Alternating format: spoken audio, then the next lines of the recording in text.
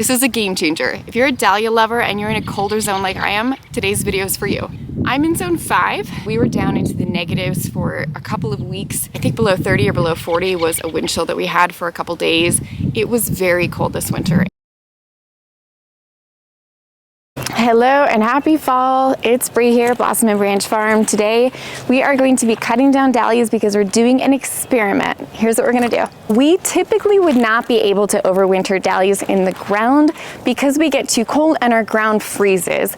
If your dahlia tubers freeze, then they're toast. You can't replant them, they just turn to mush and they rot.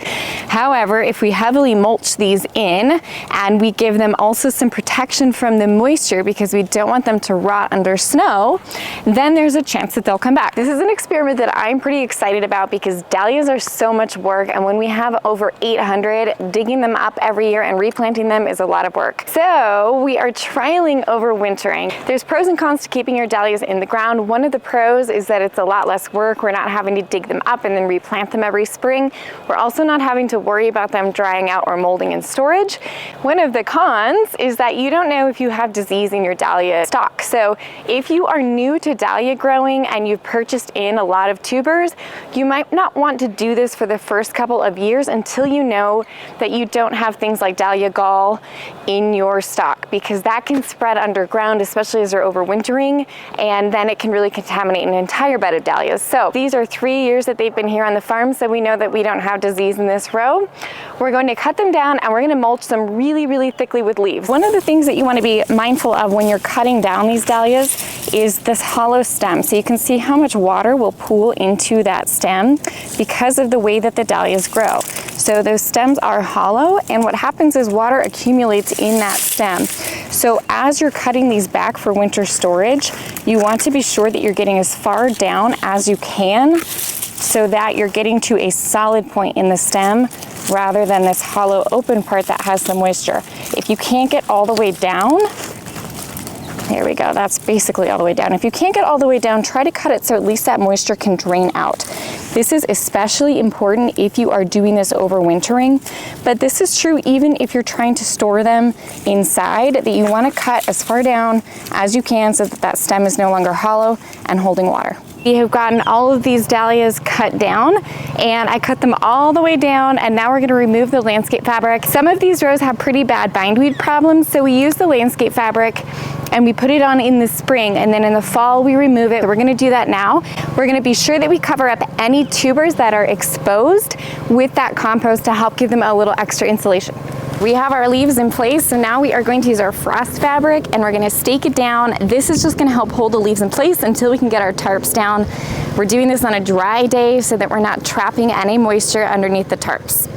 We're going to use this. This is going to help keep moisture out for the winter, so we don't want snow getting in there because any moisture is going to be bad for those tubers. So we're just going to tarp it and weigh these tarps down, and then we're done. We actually have another tarp that we're going to put on the field that's called a silage tarp. That's a bigger tarp, so we're going to do our weighing down after we put that silage tarp on. But again, we're doing this whole process before we're coming into snow. We don't want these tubers sitting under all of this mulch and insulation when they're wet. That's going to lead to rot. All right guys, it is April 7th and we're gonna go out to the field and check on our overwintered dahlias and see if they rotted or if they survived. Let's find out.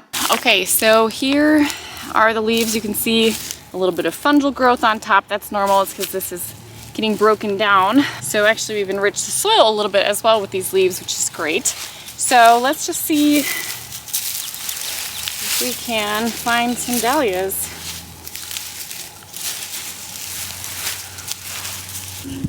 Okay, so I've located one here. I'm just gonna clear away some of this dirt.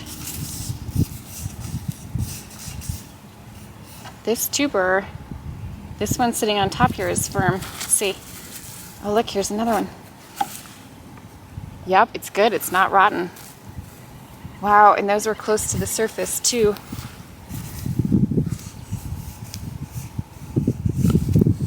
Oh, here's one too. Look at that. They made it. There's an eye right there. There's an eye. They're eyed up. It worked. I am honestly shocked that these overwintered.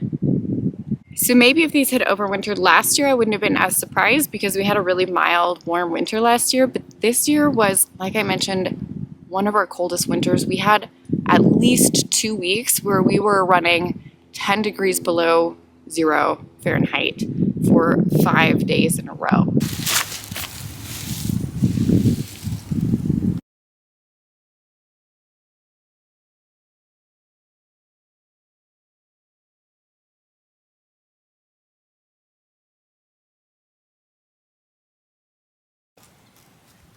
So you can see these are perfectly firm, no rot at all. I'm gonna put the leaves back on because we are still 4 weeks before last frost, so I don't want these to come up here too soon and then get frost damage. So I'm actually gonna keep a lot of this leaf mulch on top. I'll take a little bit off, but I am very happy. This is way less work than digging them up every year. All right guys, thanks for tuning in. I hope this is helpful. Let me know if you're gonna try overwintering your dahlias this year. See you next time at the farm.